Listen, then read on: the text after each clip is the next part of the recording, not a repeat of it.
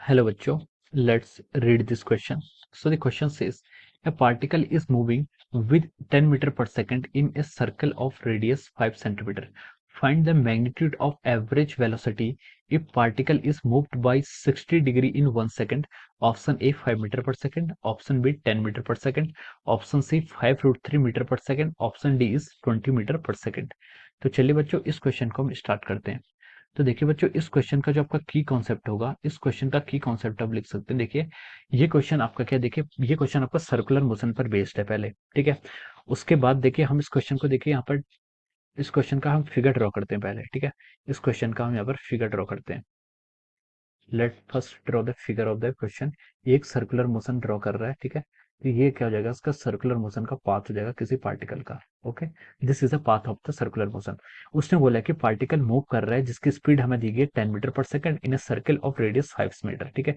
Radius 5 metre दी गई। Find out the magnitude of the average velocity if particle is moved by 60 degree in 1 second. एक second में उसने 60 degree को travel किया, यानी कि देखिए 60 डिग्री उसने 1 सेकंड में ट्रेवल किया है। तो हम लिख सकते हैं कि मान लीजिए इनिशियल पोजीशन पार्टिकल की, ठीक है। इनिशियल पोजीशन है जो आपके पार्टिकल की, वो आपकी क्या है, ए। ये आपका ए पॉइंट है और यहाँ से वो आपका बी पॉइंट पर पहुंचा है, ठीक है। इस पॉइंट को आप बी पॉइंट मान लीजिए, ठीक है। तो पार्टिकल का जो आपका ये आपका क्या है, डिस्प्लेसमेंट है। ए से वो आपका बी पॉइंट पर पहुंचा है, ठीक है।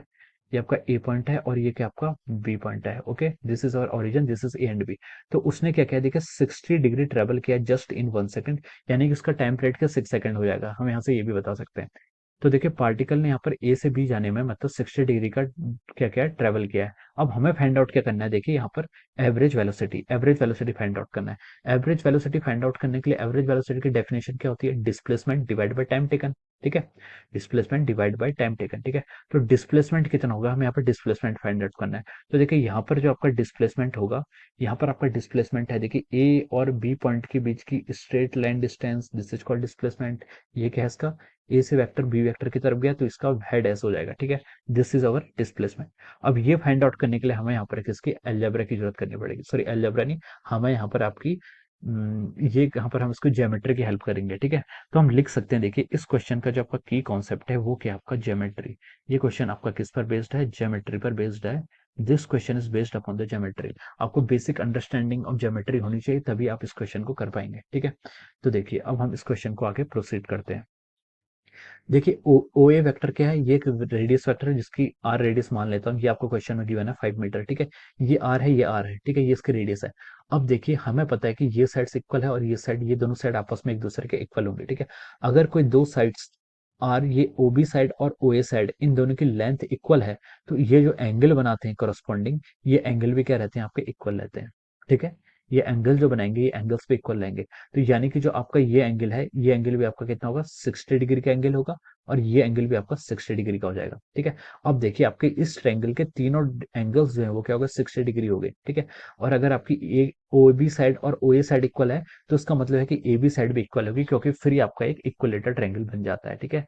तो हम बोल सकते हैं कि now this is become a equilateral triangle. और हम बोल सकते हैं कि जो आपका ट्रायंगल ओ बी ए है, O B A, it is an equilateral triangle. ये कौन सा ट्रायंगल, आपका इक्वलेटरल ट्रायंगल, ठीक है। इसके सारे साइड्स इक्वल होती हैं और सारे आपके जो एंगल्स होते हैं वो 60 डिग्री होते हैं, ठीक है।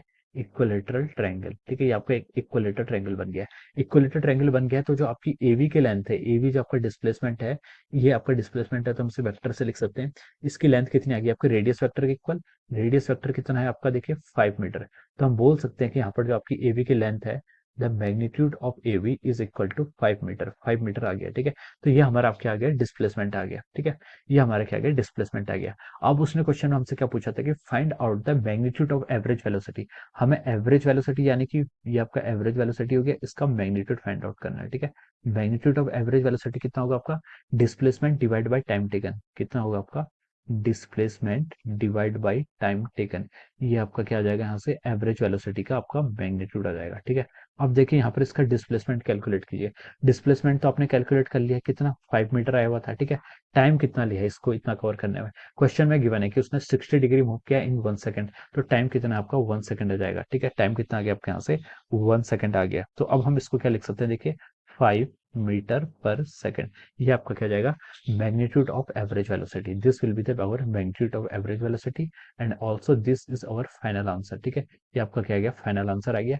ये देखिए आपके ऑप्शन ए से क्या कर रहा है, मैच कर रहा है। तो हम यहाँ पर से लिख सकते हैं कि option A will be the right answer of this question. Option A क्या है, इस क्वेश्चन का आपका राइट आंसर है। Okay, so I hope you all understood this concept. All the best and thank you so much.